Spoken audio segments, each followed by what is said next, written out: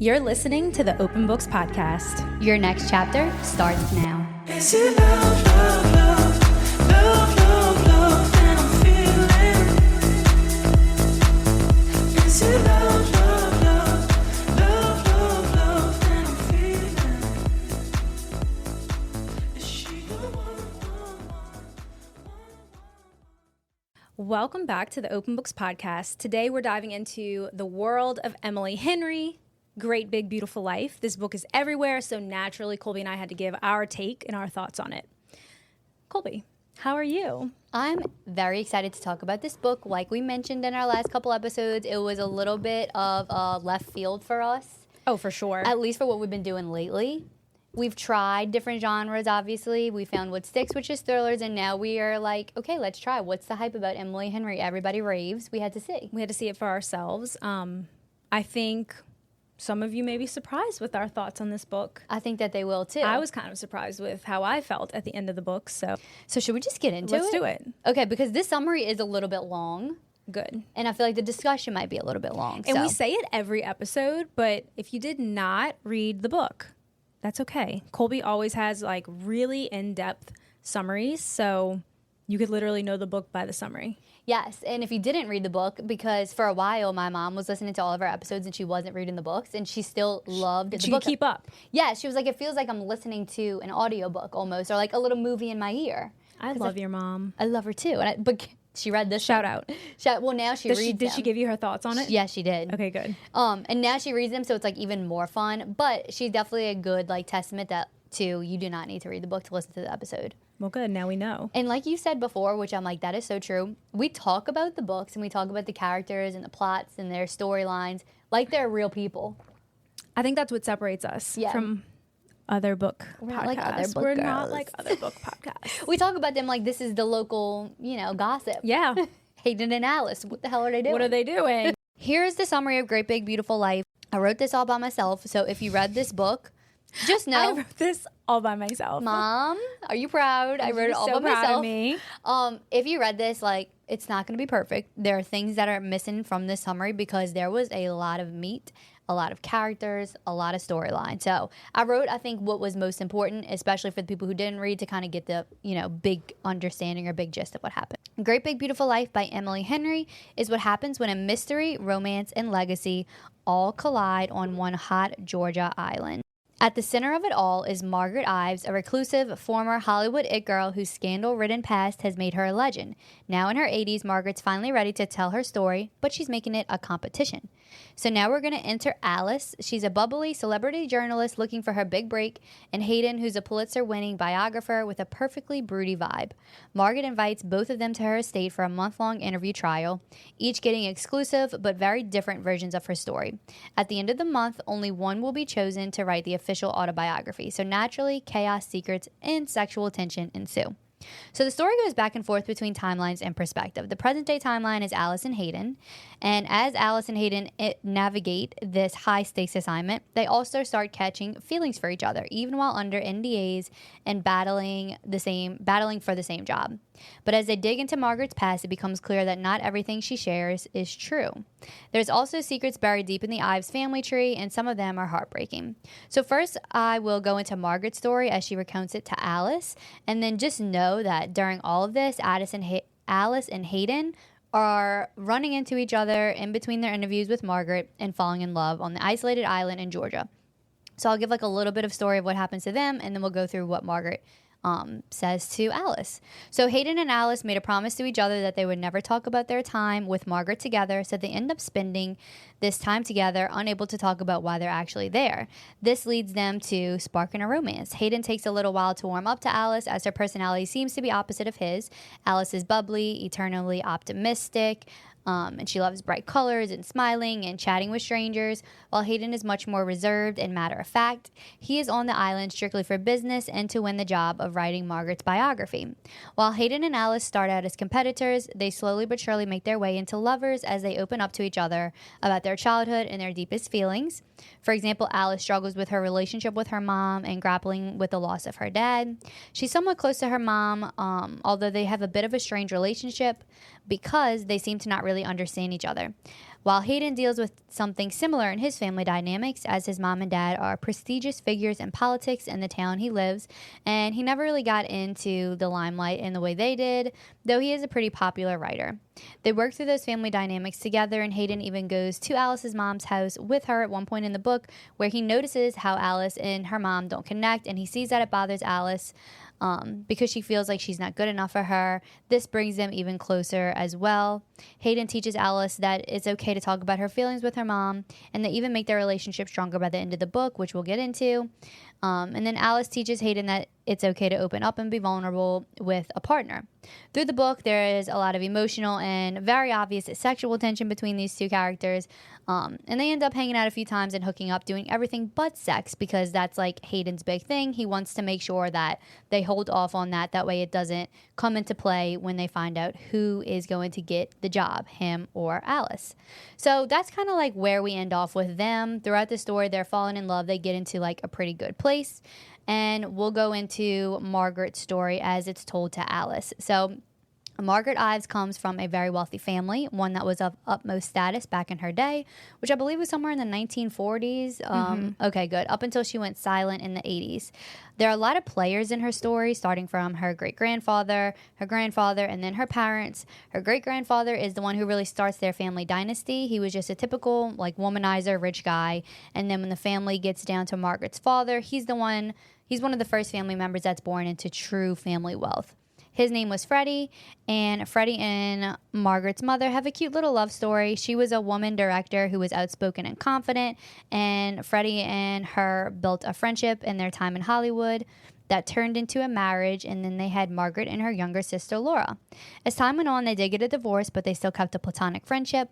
Margaret had lots of aunts and uncles and cousins, and they all had plenty of family drama, scandals, and secrets, which Margaret tells Alice, but I can't get into all of them, like I said, because in summary, we would be here for days.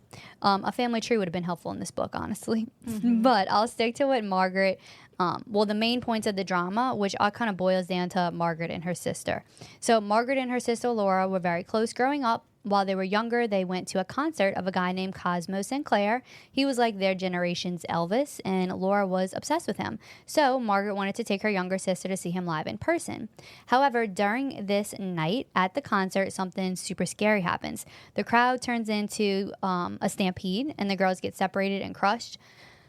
Cosmo hears about what happened, and he shows up to the girl's house the next day. He obviously heard about what happened because Laura and Margaret are in the public eye. So they were getting paparazzi'd, and Cosmo finds out that the two girls were there and, part of that scary commotion.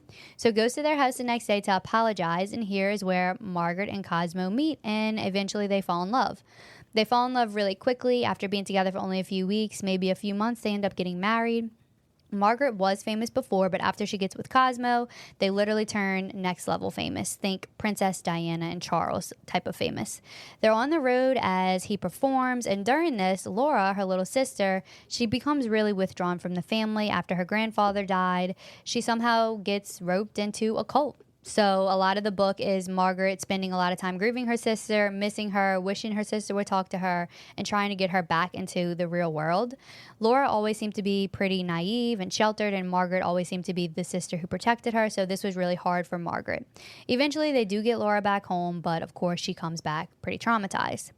So after this, Margaret and the family moved to Switzerland to get out of the spotlight and help Laura, who ends up meeting a doctor named Cecil. Cecil? How did you read it in the book? Cecil. Cecil, okay. Laura and Cecil end up falling in love and getting married, and the book is always teasing us about this really bad accident. We know from the jump that Cosmo is dead, so we finally get to the reveal of what happened, because while Laura and Cecil are finding themselves and falling in love into a happy new life, Cosmo and Margaret begin going through some pretty big marital struggles. This is because they want to have a baby and start a family, but they're too scared to bring a baby into this crazy world of fame. They feel as though it's dangerous and unfair to do. However, Margaret does fall pregnant. On their way to the hospital, Margaret and Cosmo get into a terrible car crash as they're being chased by the paparazzi, and Cosmo dies. Here's where Margaret's life really begins to end as she knows it. This totally ruins her. She falls really depressed and unable to cope with the fame, so she gives her baby girl named Nicolette up for adoption and goes into hiding for the next few decades. Laura was never really there for her during this really hard time and after this tragic accident, and that hurt Margaret even more. Margaret basically sells all of her assets and moves to a private island in Georgia and never leaves her home. One day, though, a girl named Jody comes to her door and claims that she's the daughter of Laura and Cecil. She tells Margaret that Laura has passed away, so Margaret takes in Laura and Cecil to be part of her family. Enter now, where Hayden and Allison are competing with each other to finally tell the story. The perhaps biggest twist of the book comes in when we find out that Hayden is actually Margaret's grandson. So Jody, who lives at Margaret's house, convinces Margaret to reach out to her grandson Hayden because Margaret has always wondered what happened to her daughter that she gave up. She couldn't get Hayden there, which is why she turned her story into a competition between two writers because she knew that it would make Hayden more interested in coming. She really just wanted to get to know him and feel him out about possibly getting to know her daughter Nicolette, who's Hayden's mother. Alice puts these pieces together and figures out what's happening. She confronts Margaret, who tells her that she really did enjoy telling her story to Alice, and she was going to end up giving Alice a job, and that Hayden had already quit. However, Alice told her that she can't take the job in good faith now that she knows the truth about Hayden's connection to Margaret, and Margaret tells Alice that she absolutely is forbidden to tell Hayden, which breaks Alice's heart because she knows that this means that she can no longer have a relationship with him. She breaks up with him and goes home to her mom's house where they do repair their relationship and bond over the grief of her father. Alice ends up writing a letter to Margaret urging her to tell Hayden the truth. Margaret sends this letter to Hayden instead of sending something herself. Hayden then shows up to Alice's mom's house, confesses his love for her, says he wants to get back together, and they end up building a life together. The story ends pretty full circle when Hayden and Alice fall pregnant and become sort of like a big family with Margaret and all the other players. So to kind of wrap it up, this novel was definitely a departure from what we've normally read, and apparently it's a departure from some of Emily Henry's earlier rom-coms, but it's layered, emotional, it's got romance, it's got spice, it's got family, grief, and healing, Alice's relationship with her mom, Hayden's struggle with old trauma, Margaret's winding tale of fame and loss, all come together to explore what it really means to live a beautiful life, and I'm pretty sure that's the last line of the book. Yeah. Great Big Beautiful Life, right? Big, beautiful Life, yep. Okay, so that was the summary. Very good summary. Thank you. I read it all by myself. You were all by yourself, and you hit all of the big concepts in the book. Yeah, let's jump into. Can we cast it first? Yes, because I'm Before really we start excited talking about it. Okay, so this is kind of like the unspoken rules that Colby and I have. Like I feel like we just know these things. So if you ever want to read the books with us and cast, these are the rules. You can do anyone from any time period. Tell me if you disagree with this, but I feel like this is what we do. Yes, agree. Anyone from any time period, you can make them young or old, and then, but no matter what, they'll fit into your cast, if that makes sense. Like they'll blend no matter what. So let's cast this. We're gonna cast Alice, Hayden, Margaret, Cosmo, and Laura. Because if we were casting the entire book, that would be the entire episode. There's so many characters. Alice. But for Alice, this was hard for me because who I pictured in my head, I couldn't necessarily find an actress. Okay. But the closest I got to was Margaret Qualley. She is the girl who played in that new movie with Demi Moore, which like the crazy movie. What is that movie called? It's The Substance. Substance. That's so crazy. I was stuck between her and the girl I picked. You're lying. I'm not lying. Oh my God. I went with Alexandra Daddario. Oh, yes. I thought about her too. But they give the same kind of like vibe. They both have like the blue eyes. They both have like, if they wanted to, could play the very bubbly, beautiful, happy-go-lucky girl. Love that. Hayden. I could not pick someone for Hayden, but I picture him. Did they say in the book for some reason, even if they said it, he was blonde to me, like dirty blonde, and just like really nice body. Okay. So you're going to love who I picked then. Who'd you pick? I picked Tom Blythe, who was in the Ballad of Songbirds and Snakes, and he was blonde in that movie.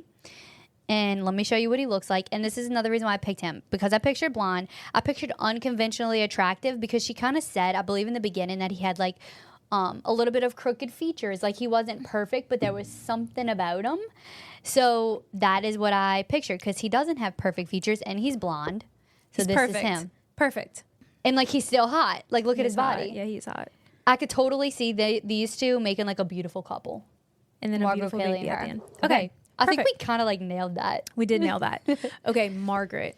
So when I casted Margaret, I casted her in her point of view story that she told of the past, not the old lady Margaret. Okay. Did you cast old lady Margaret? I picked someone that I fit both for. Margaret, I had Rosamund Pike, who is the queen from Gone Girl. You know who I went with? Joan Crawford. Okay. Like throwback Joan Crawford, 1940s in her youth. I love that. Or Ooh, that's look at so her, good. Look at her old. That is honestly what I was picturing too. Yeah. Now, this is like book her. If I'm thinking movie, I go with Rosman. Oh, yeah, definitely. Definitely. But like, you know what I mean? Like when you're envisioning the book in your head. When I'm picturing, in my head, I picture that. Cosmo. Oscar Isaac. I went with Frank Sinatra. I kind of love that I did like who I pictured in my head, and you're like the screenplay. I think we really did body that, like straight up. That Laura. I didn't do Laura. I forgot about Laura. So I who'd you did do? a young Meryl Streep. Yes. Yep, that's Laura. All right, we'll cast every book, and then y'all can cast along with us. Yes. So let's do our discussion-based questions. Let's do it. So this book, like we mentioned previously, has a ton of characters. I often found myself struggling to remember the side characters throughout the book. But with Heavy that on being that. heavy, right? With that being said, who was your favorite character? That is hard, and I want to say this too because I wanted to mention it, and maybe we'll get into it in my overall thoughts, but that was one gripe I had with the book and a struggle I had with the book. I think it's what took me a while to get into the book was all of the beginning side characters. It was too many for me. So many. The cousins, the Gigi. I don't know was what too happened. much. What happened with Gigi? I don't know. Yeah, I know. Where did she go? It was just like, and it was so much. I think the groundwork was basically laid for us to just understand that she came from a family of scandal and crazy things happen. But there was too many characters, honestly. It was too much. I could have been just as happy with the Laura storyline. You know what I mean? Just like her past was about her sister and Cosmo. Yep. So I would say that my favorite character was probably a young Margaret. I liked hearing about. I like that. I liked hearing about. Maybe she wasn't my favorite. I don't know if I really have a favorite, but I really liked like hearing from young Margaret. Well, you already know. I love a book like this. Yes. But I'll save that. I found that if I had to pick a character that was my favorite, it was Alice. I felt that I resonated a lot with Alice. I felt like she had people-pleasing tendencies, and I'm really trying to work very hard to break free of those chains. So Reel that in a little bit. Reel it in a little bit. And I feel like she was always, like you were saying, just like so positive, like try to be so positive all the time. I feel like that I might fall into that a little bit. Yeah. I'm on Alice. I resonated with that too. She was like in the beginning, she just wanted everybody to just like, this is great. Like, Yeah, I'm like, so happy be to be here. happy. Come Yeah. on, like let's keep these good vibes going. And I admire that about a person. Me But I too. guess like their big fight came because I think Hayden was frustrated with that about her Yes. because he could see that she was hurting on the inside, and he was Exactly. like, "It's okay," and she's like, "No, it's fine. Like I'm Everything's great. fine. Yeah, I love It's it okay here. I to love hurt gardening. sometime. Yeah. Did you enjoy the setting of the novel?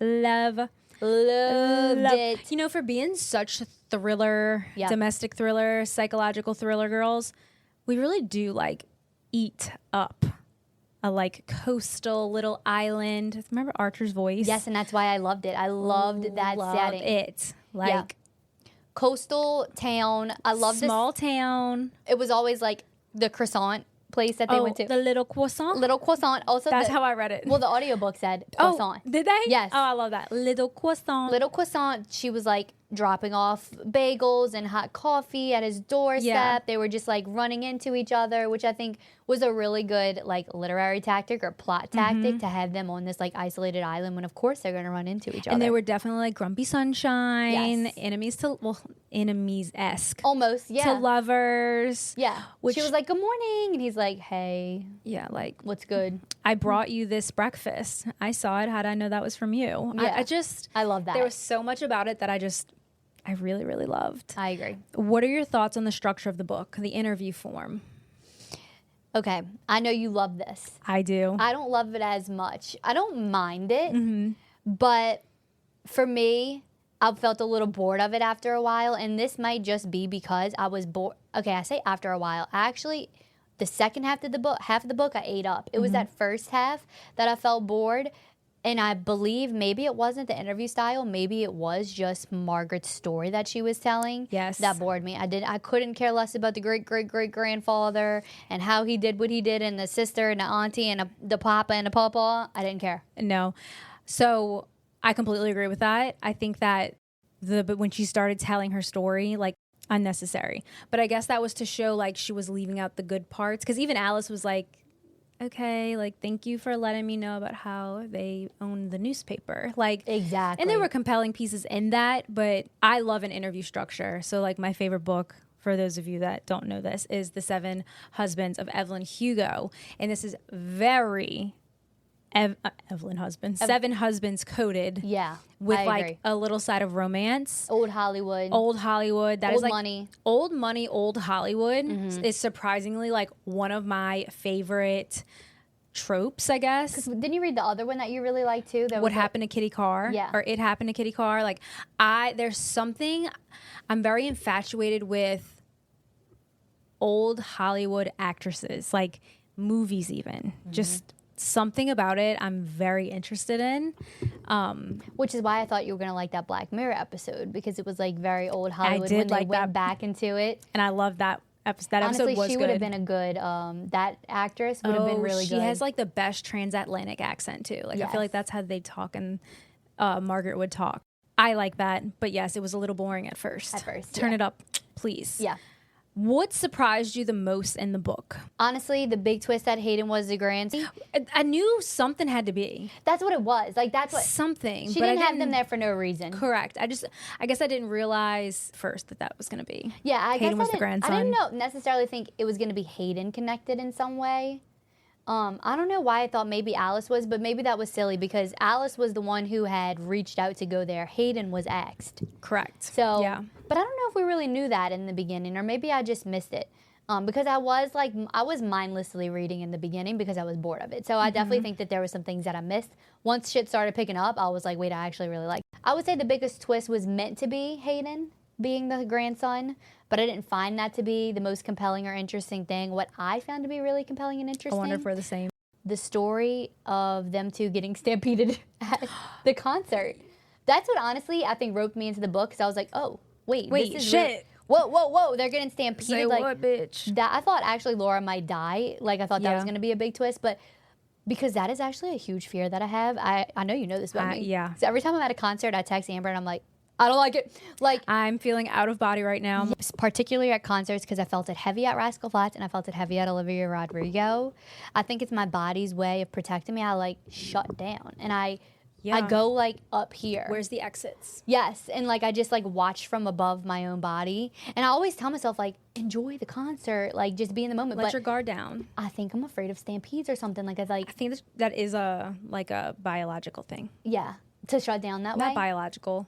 Yeah, It's like fight or flight. Like your body is preparing you for like just in case. I think that's like a normal thing, and I think probably a lot of people experience that in big crowds. So when I read that, I was like, oh my god, that's my fear coming to life. I just found it very, very interesting, and I thought that was a unique way for Emily Henry to have Cosmo and Margaret meet. Like that was It was unique. Yeah, they could have just, I don't know, ran into each other. They ran in like elite crowds. So they Yeah. could have just met at a party, but they met. I think that was a cool or unique way, interesting way to have them meet. The fact that he comes after that event. I think what surprised me the most about the book was the Cecil of it all. I was not expecting him to be on that damn island. Me either. And I'm like, hold up. You mean to tell me Margaret doesn't know he's on this island? That brings me also to Jodie. I found that surprising too. I just thought Jodie was the help. Yes. I thought she was the maid, Yeah. the whatever. I didn't think she was going to actually be, because she kind of was treated like the help, if I'm being She honest. was. Like, she should have been treated. Jody, fetch me my beverage. Yeah, she's like, I don't know, ask Jodie. Jodie's Jodie like, will handle "Damn, but she probably was just happy to be living on like a nice island. I know. I thought Jody was like the Chessie. Which character would you like to have coffee with at the little croissant, and why? I want to have coffee with Hayden. I want to crack him open. Like, I just want to know more about Hayden. I want to know more about Hayden. Like, I get it, Alice. Like, I really. Yes. What is the lore? What's the lore? I liked his personality type. Like, I thought he had this like really hard exterior outer shell, but once you cracked him open, he was actually like just a lover boy. And He I was get a it. big lover boy. You want a croissant? You want a croissant? Baby, what croissant? What kind of croissant you want? You show like you you a like cream croissant. cheese on it?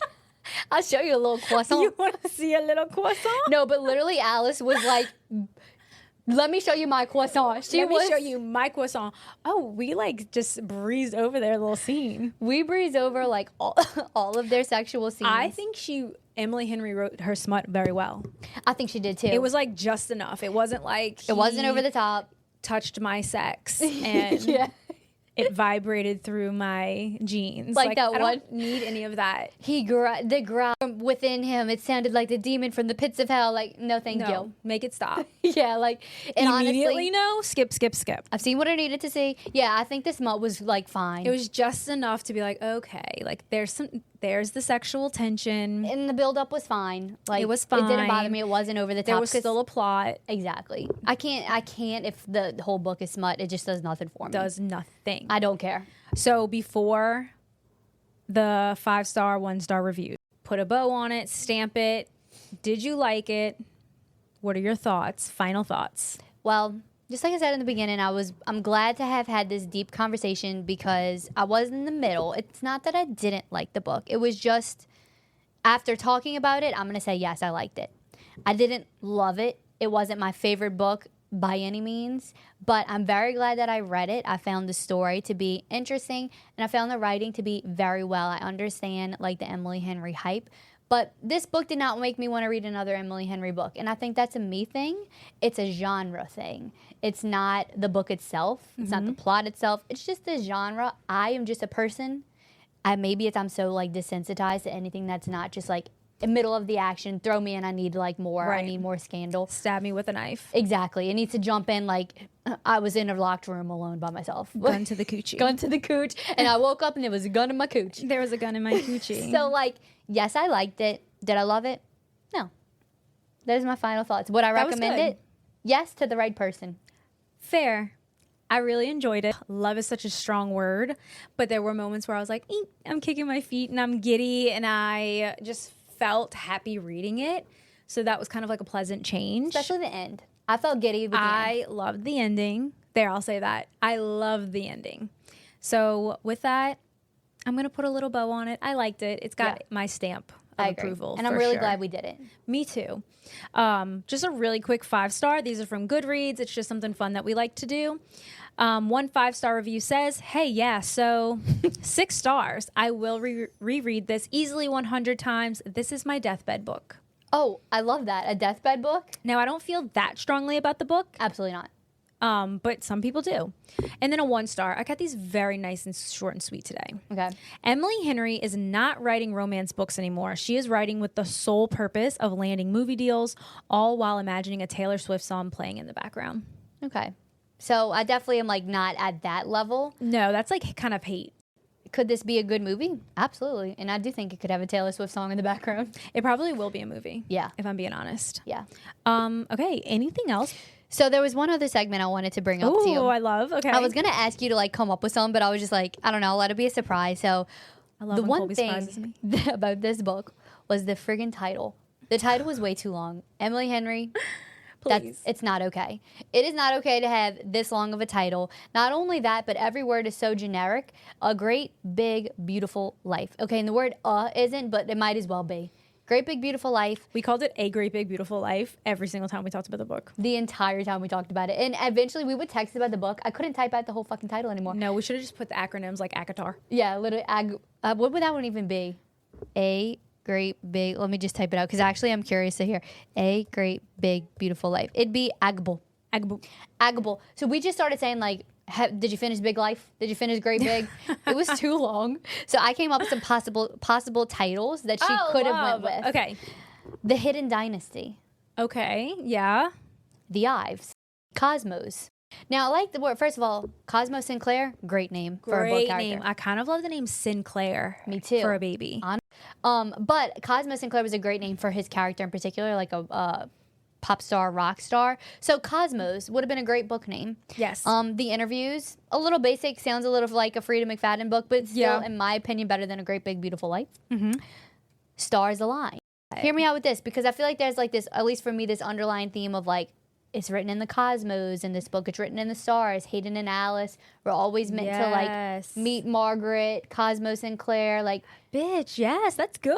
right. I like that. I kind of thought about like this like invisible string theory that like that her story was gonna bring them together in some way. That's good. Because like also I want to say like Margaret's life was really sad, you know, by It the was end really of sad. it, and I wonder if she found it worth it, you know, like going through everything she went through, giving up her daughter, living alone for all those years. I don't know. Like I wonder if that's how most stars feel. I really wonder. She's so lucky. She's a star. I but mean, she She's a Star could have been a better title. A star that cries. A lonely star. Anything like that. I think that's it. I think we like really it. did this book of due diligence. I really gave it like my all. Wanted to give it a fair shot. Absolutely. I think we did it. We- Put a check. Check. Check. We did our first Emily Henry book. Probably going to be our last, but we did it. But we did it, and I'm happy that we did. Nonetheless, we did it. Nonetheless. Okay, so we are switching some things up just a teensy weensy bit. Instead of announcing one book at a time, we're just going to go ahead and announce both of our June book club books. Just give them to you straight. We're just going to give them to you straight. That way you might want to read ahead. You might want to slow it down a bit. But, you know, there's a lot of you that jump in our comments on Instagram and on TikTok and talk about the book, which we love that. So we're just going to give you both of them. Our first book, The Tenant by Frida McFadden. There's no place like home. Blake Porter is riding high until he's not. Fired abruptly from his job as a VP of marketing and unable to make the mortgage payments on the new brownstone that he shares with his fiancée, he's desperate to make ends meet. Enter Whitney, beautiful, charming, down to earth, and looking for a room to rent. She's exactly what Blake's looking for, or is she? Because something isn't quite right, the neighbors start treating Blake differently. The smell of decay permeates his home no matter how hard he scrubs. Strange noises jar him awake in the middle of the night, and soon Blake fears someone knows his darkest secrets. Danger lives right at home, and by the time Blake realizes it, it'll be far too late. The trap is already set. #1 New York Times best-selling author Frida McFadden knocks at your door with a gripping story of revenge, privilege, and secrets turned sour. Frida Rita. It's a Frida Rita, baby. I love a Frida Rita. We love a Frida Rita. Our last Frida Rita was The Teacher. If you've read that, please go check out our episode on The Teacher by Frida McFadden. That was a fire episode, if I do say so myself. Fire fucking flames. It was so good. I'm gonna go re-listen to it. That was a honestly. good one. Yeah, it gave us so much to talk about. So I'm so pumped for another I think Frida this Rita. one, I started this one. I'm on chapter too. 8. I already have some thoughts that I do too. I want to talk and I'm about already, so bad. I already want to go continue reading and listening. I'm doing Audible, so You're doing the Audible. I kind of Yeah. love that too, that we have like a Audible Kindle perspective. switch. Yeah. Yep. And then our second June book will be 1 and 4 by Lucinda Berry. Miss Berry, we're back with these really are our two main girls, kind of, if you think about it. There really are girls like Lucinda Berry. Girl, this is what our 5th book by her. Like we just can't get enough. We fucks with her. We fucks really with fucks Lucinda. her. No, we really fucks her. We fucks her. You be fucking. You be fucking. Oh no, sad girl vibes. Pisses me off. It just pisses me off. Okay. We are brain rot. Literally. We are literally brain rot. Okay, 1 and 4, Lucinda Berry. When a reality show about a former child star's overcoming addiction culminates in murder, their therapist must take a closer look into their lives and her own. From USA Today, best-selling author Lucinda Berry. Dr. Laurel Harlow can't believe she's agreed to do a reality TV show, but her years as a chemical dependency counselor and personal history with the show's director make her the obvious choice. Treating a mansion full of former child stars on the road to recovery is the tallest order of her career, especially when one of them turns up dead while the cameras are still rolling. Bitch. Whoa. Right? In a house full of narcissists vying for the spotlight, everyone's hiding something, including Laurel. An investigation could expose a past she'd rather keep buried. But among the attention-starved patients, only one of them is a predator. And Laurel is skilled at spotting a predator when she sees one. And as she hunts a killer in her present, the unsettling truths of Laurel's past are forced into light. But this time, she'll face her demons head on. She'll stop at nothing to expose a murderer, even if it means risking everything she holds dear. Murder. Murder. Wait, I'm so pumped. I didn't hear that. I didn't look into the book at all until I've heard that. Sounds like another solid Lucinda. So I think we're going to have like 2 fucking fire episodes coming out. Fire flames. We need to think of a like Lucinda-ism. Like we got Frida Rita. Rita. We'll workshop Lucinda. We will. And we'll come When we back. come back, Yeah. we'll have it. Totally. Don't forget to read these 2 books with us. This one was so much fun. We know a lot of people read Great Big Beautiful Life or, Written in the Stars, whatever title you prefer. Just go with what have you want. Have fun with it, girls and guys. That's what it's all about. Cultivating like literacy in adults is what we do Hot here. people read They really do. Sorry. It's just the Sorry, truth. somebody has to say it. Someone has to say it. So thank y'all so much for listening. Don't forget to leave a review. Thank you so Please. much to the people who entered our giveaway. We have another fun giveaway coming up. So go we follow do. us on social media to see what that is. It's pretty big. This is a big one. It's a big one. Open Books Podcast on everything. And leave us a review. It helps us reach our audience. And we love y'all. Bye. Bye.